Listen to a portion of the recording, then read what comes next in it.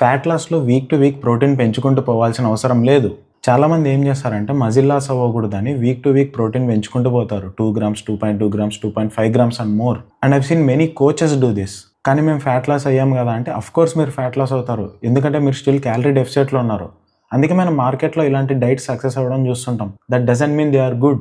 మనం గుర్తుపెట్టుకోవాల్సింది ఏంటంటే this diets always comes with negative effects. అరే మీరు ఎప్పుడైతే ప్రోటీన్ ఇంక్రీజ్ చేస్తూ పోతారో మీ calorie intake and fat intake కూడా పెరుగుతూ పోతుంది. ఎందుకంటే chicken, fish, eggs, paneer these are all not 100% protein sources. They always come with fats too. So వేరే దారి లేక కార్బ్స్ని తగ్గియాల్సి వస్తుంది. ఎప్పుడైతే కార్బోహైడ్రేట్స్ తగ్గిపోతాయో మీరు డైట్ని సస్టైన్ అవ్వలేరు. దీనివల్ల స్ట్రెంత్, పర్ఫార్మెన్స్, స్టామినా తగ్గిపోతుంది. These things are very good indicators of your losing muscle two.